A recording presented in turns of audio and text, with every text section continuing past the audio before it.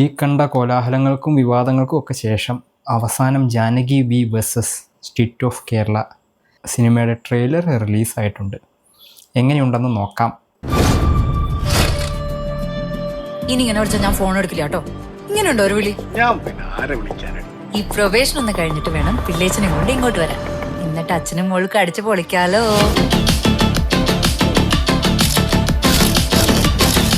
ജാനകി ഓഫീസിൽ നല്ല സ്മാർട്ട് ആയിരുന്നല്ലേ?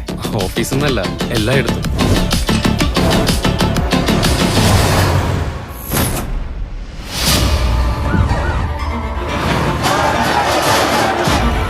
ചത്തവനെ ഇതിനു മുമ്പ് അങ്ങനെ ഇവിടെ കണ്ടിട്ടുണ്ടോ? ഞാൻ തമ്പാനൂർ എസ് ഐ കനകരാജ്. നിങ്ങൾ ഈ പയ്യന്റെ ആരാ? സംഭവം തുറന്ന് സമ്മതിക്കുന്നല്ലേ നിങ്ങൾക്ക് നല്ലത്. എനിക്കൊന്നും മറക്കാനുമില്ല, പേടിക്കാനുമില്ല. Sorry to interrupt. CC number 233/23. Yes, it's really shocking that Advocate David Abel Donovan is the lawyer for the defense. ഞാൻ ചെയ്യുന്നത് വക്കീൽ പണിയാണ്. വിസ്താരം കോടതിക്കുള്ളിലാണ്. സർ, കേരള പോലീസ് മുഴുവൻ ഭൂതക്കണ്ണാടി വെച്ച് നോക്കിയിട്ടും ഇതിൽ നിന്നൊന്നും കിട്ടിയിട്ടില്ല. കോടതി മാത്രമാണ് എന്റെ കക്ഷികളുടെ നിരപരാധിത്വം തെളിയിക്കാനുള്ള ഏക ആശ്രയം. നീതിപീഠത്തിന്റെ അവസാന വാക്കൊന്നുമല്ല ഡേവിഡ് ആബേൽ ഡോണവൻ. 9 ലക്ഷം കോടി GSDP ഉള്ള ഈ സംസ്ഥാനത്തിന്റെ കാര്യങ്ങൾ തീരുമാനിക്കുന്നത് കേന്ദ്രവും അടുത്ത സാറന്മാരുമല്ല, ഞങ്ങളാ. കോടതി, പോലീസ്, നിയമവ്യവസ്ഥ എല്ലാ സിസ്റ്റങ്ങളെയും തകർക്കാനുള്ള ശ്രമങ്ങളാണ് ഇവിടെ നടക്കുന്നത്. It's either hack or manipulation. He's lying. എന്ത് വന്നാലും ജാനകിക്ക് നീതി കിട്ടണം. അവരെ ഒളിപ്പിക്കാൻ ആരൊക്കെ ശ്രമിച്ചാലും I will stand against them, all of them, and they will be crucified in the court of justice. The government has to answer. And I care a shit for your power politics. Sensational case between Janaki Vidyadan versus State Government of Kerala. A writ petition against the chief minister, against the state, against the entire system. അവളുടെ ശബ്ദമാണ് ഇനി ഇവിടെ മുഴങ്ങുന്നത്. Janaki versus state of Kerala.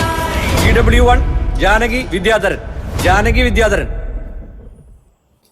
ഈ കണ്ട ബഹളവും കാര്യങ്ങളൊക്കെ കഴിഞ്ഞപ്പോൾ സത്യത്തിൽ വലിയ പ്രതീക്ഷയൊന്നും ഉണ്ടായിരുന്നില്ല ഈ പടത്തിനെ പറ്റിയിട്ട്.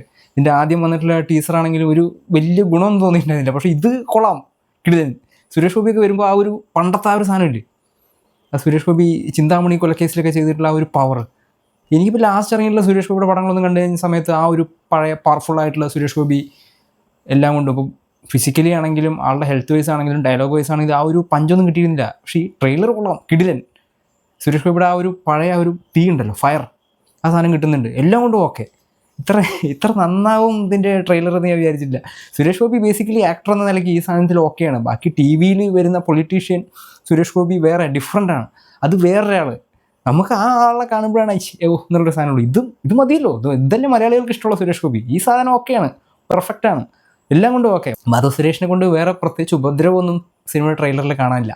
ഇനി സിനിമയിൽ ഇതേപോലെ മിണ്ടാതെ നിൽക്കുകയാണെന്നുണ്ടെങ്കിൽ വലിയ ഊക്കൊന്നും മേടിച്ച് കെട്ടാതെ പോവാം. അപ്പോൾ ആ പേര് മാറ്റിയത് ട്രെയിലറിൽ കാര്യമായിട്ട് ബാധിച്ചിട്ടൊന്നുമില്ല. എഴുതി കാണിക്കുന്ന സമയത്ത് ജാനകി വി എന്നുള്ള സാധനം ഉണ്ട് എന്നുള്ളത് തന്നെയുള്ളൂ, വേറെ കാര്യമൊന്നുമില്ല. ചുരുക്കി പറഞ്ഞു കഴിഞ്ഞാൽ ഇത്രയും വിവാദങ്ങളും ബാക്കി സംഭവങ്ങളൊക്കെ ഉണ്ടായത് ഈ സിനിമയ്ക്ക് ഭയങ്കരമായിട്ട് റീച്ച് കിട്ടിയിട്ടുണ്ട് എന്നുള്ളത് ഒഴിച്ച് കഴിഞ്ഞാൽ വേറെ സിനിമയിലൊന്നും ബാധിച്ചായിട്ട് തോന്നുന്നില്ല. കുറേ കാലങ്ങൾക്ക് ശേഷം സുരേഷ് ഗോപിയുടെ ഒരു ട്രെയിലറൊക്കെ കണ്ടിട്ട് സുരേഷ് ഗോപിയോടുള്ള ഇഷ്ടം പണ്ട് ഇഷ്ടപ്പെട്ടിരുന്നു എന്നുള്ള കാര്യമൊക്കെ ഓർത്തു പോവാണ്. കേന്ദ്രമന്ത്രിയും MP ഒക്കെ ആയിട്ടുള്ള സുരേഷ് ഗോപി പിന്നീട് മീഡിയയെ കാണുമ്പോൾ സംസാരിക്കുന്നതും അത് അല്ലാത്ത സമയത്ത് സംസാരിക്കുന്നതൊക്കെ നമ്മൾ കണ്ടിട്ട് പഴയ സുരേഷ് ഗോപിനെ മറന്നിരിക്കുകയായിരുന്നു. സിനിമയിൽ ഈ മനുഷ്യൻ എങ്ങനെയായിരുന്നു, എന്തൊരു ഇഷ്ടമായിരുന്നു നമുക്ക് അങ്ങേരെ എന്നൊക്കെയുള്ളത് മറന്നിരിക്കുകയായിരുന്നു. അപ്പോൾ ഇത് നല്ലൊരു സാധനമാണ്. ഇത് സിനിമയിലും കൂടി ഇതേപോലെ തന്നെയാണ്. ഈ ട്രെയിലറിൽ കണ്ടിട്ടുള്ള ആ ഒരു ഫീൽ നമുക്ക് സിനിമയിലും കിട്ടുകയാണെന്നുണ്ടെങ്കിൽ ഓക്കെയാണ്. മോഹൻലാൽ, മമ്മൂട്ടി, സുരേഷ് ഗോപി എന്ന് പറഞ്ഞിട്ടുള്ള ആൾക്കാർ വീണ്ടും ആക്റ്റീവ് ആവുന്നത് സന്തോഷം തന്നെയാണ്, മലയാളികൾക്ക് സന്തോഷമുള്ള കാര്യമാണ്. പിന്നെ അനുപമ പരമേശ്വരനെ പറ്റിയിട്ട് പൊതുവേ ഈ സിനിമയായിട്ട് ബന്ധപ്പെട്ടുള്ള എല്ലാവരും ഭയങ്കരമായിട്ട് പൊക്കി പറഞ്ഞിട്ടൊക്കെ ഉണ്ടായിരുന്നു. പെർഫോം ചെയ്യാനുള്ള കുറേ സംഭവങ്ങൾ സിനിമയ്ക്കകത്ത് ഉണ്ട് എന്നുള്ളത് മനസ്സിലായി. ഇപ്പോൾ സിനിമ കാണുമ്പോഴേ അറിയുള്ളൂ. അനുപമയുടെ ആ ഇൻ്റർവ്യൂവിലൊക്കെ മാധവ് സുരേഷൊക്കെ പറഞ്ഞിട്ടുള്ള പോലെ സുരേഷ് ഗോപിയുടെ മേലെ പോയോ അത് സുരേഷ് ഗോപിയുടെ നിഴലിൻ്റെ പിന്നിൽ പോയോ എന്നുള്ളതൊക്കെ. എന്തായാലും ട്രെയിലർ കണ്ടിടത്തോളം മാധവ് സുരേഷ് ഒന്നും പറയാനില്ല. ആ ഓരോ ഫ്രെയിമിലും മാധവനെ കാണിക്കുമ്പോഴും നമുക്ക് മറ്റേ സാധനം ഓർമ്മ വരുന്നുണ്ട്. ഗുണ്ടകളല്ല ആൻഡോ സാറേ, എന്തിനാടാ കൊന്നിട്ട് ആ സാധനം അത് മാധവ് സുരേഷിനെ കാണുമ്പോൾ ഓർമ്മ വരുന്നുണ്ട്. ഇനിയിപ്പോൾ മാധവ് സുരേഷിന് ആ മറ്റേ കുമ്മാട്ടിക്കളിയുടെ ഒരു എഫക്റ്റ് മാറണമെന്നുണ്ടെങ്കിൽ ഉറപ്പായിട്ടും നല്ലൊരു സൂപ്പർ ഹിറ്റ് സിനിമ മാധവിൻ്റേതായിട്ട് വരാതെ കുമ്മാട്ടിക്കളിയിൽ നിന്ന് മാധവിന് ഇറങ്ങി വരാൻ പറ്റില്ല. വരട്ടെ, ഒരുപാട് കാലം കഴിഞ്ഞ് കഴിവ് തെളിയിച്ച് വരട്ടെ. ട്രെയിലർ കൊള്ളാം. Waiting for the full movie.